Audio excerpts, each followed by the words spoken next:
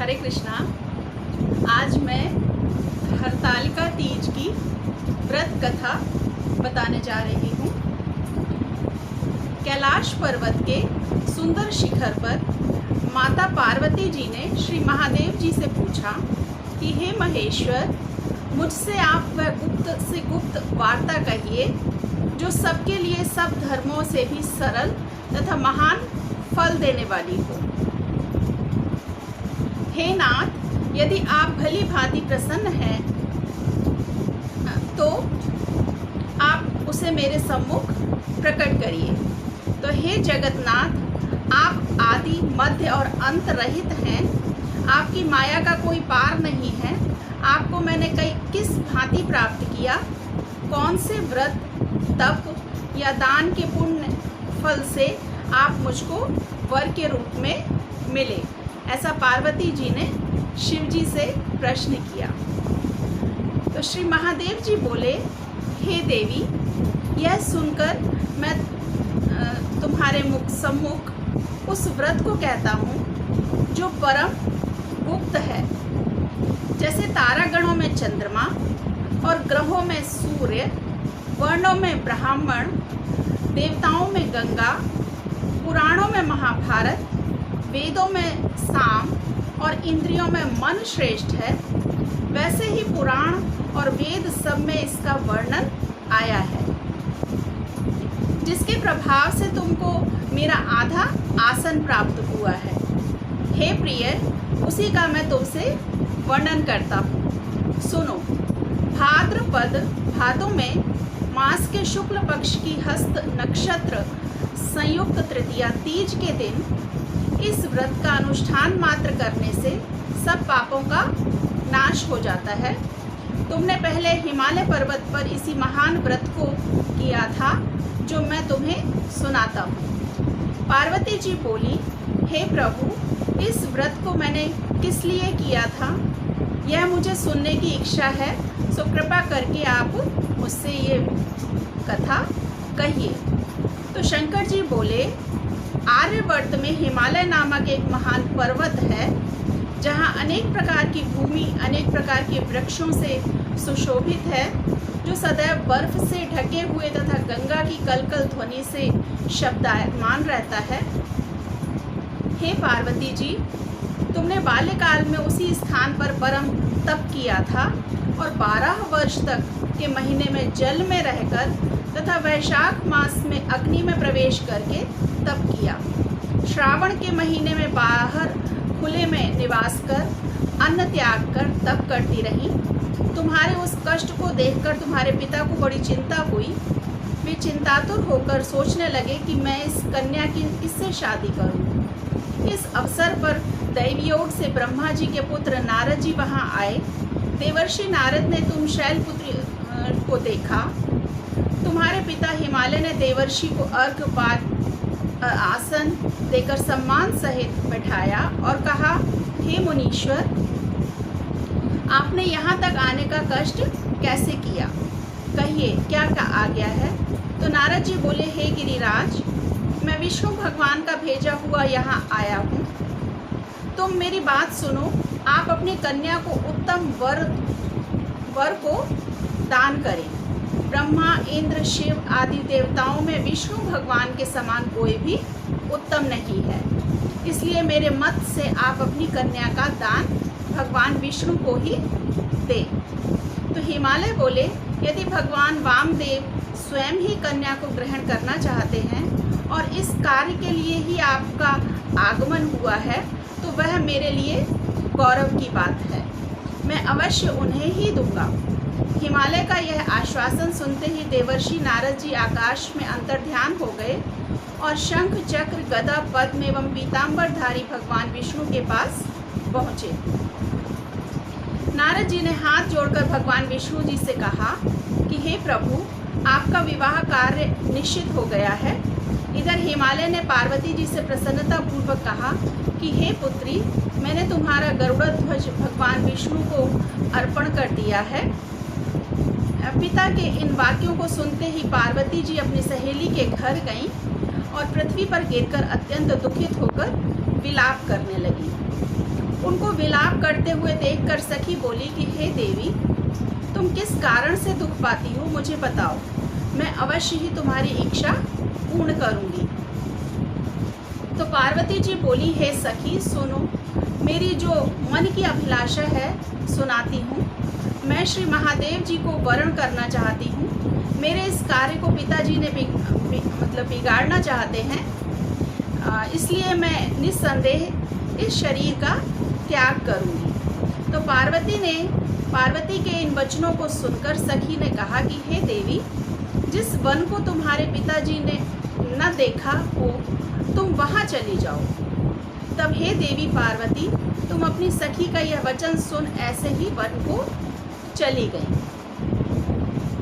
पिता हिमालय ने तुमको घर पर न पाकर सोचा कि मेरी पुत्री को कोई देव, दानव अथवा किन्नर हरण करके ले गया है। मैंने नारद जी को वचन दिया था कि मैं अपनी पुत्री का गरुड़ ध्वज भगवान के साथ में वरण करूंगा।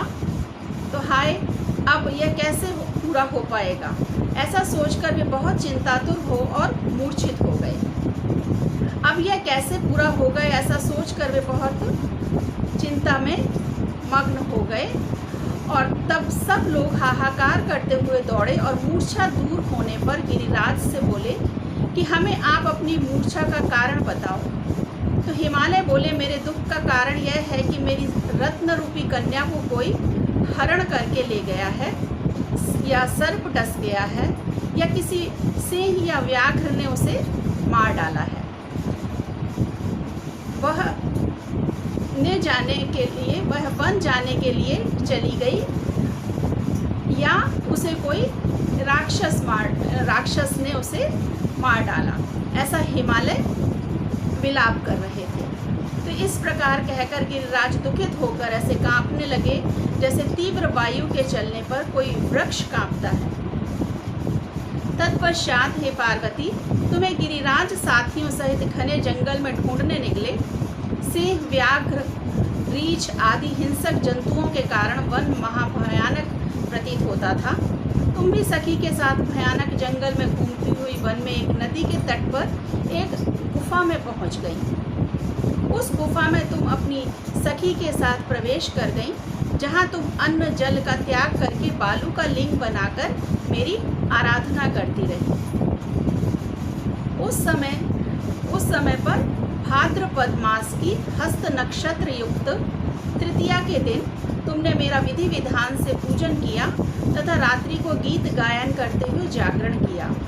तुम्हारे उस महाव्रत के प्रभाव से मेरा आसन डोलने लगा।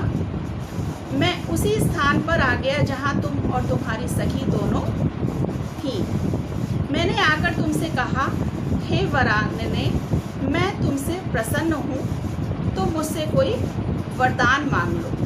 तब तुमने कहा कि हे देव, यदि आप मुझसे प्रसन्न हैं तो आप महादेव जी ही मेरे पति हैं। और मैंने भी तथास्तु ऐसा कहकर कैलाश पर्वत को मैं चला गया। तुमने प्रभात होते ही मेरी उस बालू की प्रतिमा को नदी में विसर्जित कर दिया।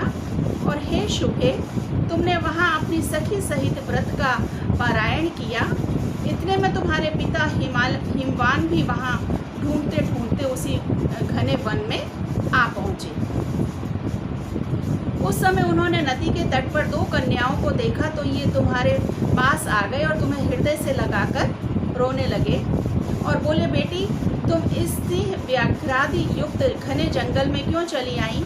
तुमने कहा है पिता, मैंने पहले ही अपना शरीर शंकर जी को समर्पित कर दिया था, किंतु आपने इसके विपरीत कार्य किया, इसलिए मैं वन में चली आई। ऐसा सुनकर हिमवान ने तुमसे कहा कि मैं तुम्हारी इच्छा के विरुद्ध यह कार्य नहीं करूँगा। तब वे तुम्हें लेकर घर आए और तुम्हारा विवाह मेरे साथ कर दिया। तो हे प्रिय, उसी व्रत के प्रभाव से तुमको मेरा अर्धासन प्राप्त हुआ है। इस व्रतराज को मैंने अभी तक किसी के सम्मुख वर्णन नहीं किया है। हे देवी, अब मैं तुम्हें यह बताता हूँ कि इस व्रत का यह नाम क्यों पड़ा। तुमको सखी हरण करके ले गई थी, इसलिए हरतालिका नाम पड़ा। पार्वती जी बोली, हे स्वामी, आपने इस व्रतराज का नाम तो बता दिया, किंतु मुझे इसकी विधि एवं फल भी बताइए कि इसके करने से किस फल की प्राप्ति होती है। तब भगवान शंकर जी बोले कि इस स्त्री जाति के अत्युत्तम व्रत की विधि सुनिए। सौभाग्य की इच्छा रखने वाली स्त्रियां इस व्रत को विधि पूर्वक करें। केले के खम्भों में मंडप बनाकर उसे वंदनवारों से सुशोभित करें। उसमें विविध रंगों के उत्तम रेशमी वस्त्र की चांदनी ऊपर तान दें। चंदन आदि सुगंधित द्रव्यों का लेपन करके स्त्रियां एकत्र हों। शंख, भेरी, मृदंग आदि बजावें। विधि पूर्वक मंगलाचार करके श्री गौरी शंकर की बालू निर्मित प्रतिमा स्थापित करें। फिर भगवान शिव पार्वती जी का गंध, धूप, पुष्प आदि से विधि पूर्वक पूजन करें। अनेकों नैवेद्यों का भोग लगावें और रात्रि को जागरण करें। नारियल, सुपारी, जवारी, नींबू, लौंग, अनार, नारंगी आदि ऋतु फलों तथा फूलों को एकत्रित करके धूप, दीप आदि से पूजन करके कहें कि हे कल्याण स्वरूप शिव, हे मंगल रूप शिव, हे मंगल रूप महेश्वरी, हे शिवे, सब कामनाओं को देने वाली देवी कल्याण रूप तुम्हें नमस्कार है। कल्याण स्वरूप माता पार्वती हम तुम्हें नमस्कार करते हैं। भगवान शंकर जी को सदैव नमस्कार करते हैं। हे ब्रह्म रूपिणी जगत का पालन करने वाली माँ, आपको नमस्कार है। हे सिंह वाहिनी, मैं सांसारिक भय से व्याकुल हूँ, तुम मेरी रक्षा करो। हे महेश्वरी, मैंने इस अभिलाषा से आपका पूजन किया है। हे पार्वती माता, आप मेरे ऊपर प्रसन्न होकर मुझे सुख और सौभाग्य प्रदान करिए। इस प्रकार के शब्दों द्वारा उमा सहित शंकर जी का पूजन करें। विधि पूर्वक कथा सुनकर गौ, वस्त्र, आभूषण आदि ब्राह्मणों को दान करें। इस प्रकार से व्रत करने वाले के सब पाप नष्ट हो जाते हैं। हरे कृष्णा। श्री कृष्ण अर्पणमस्तु। हरे कृष्ण।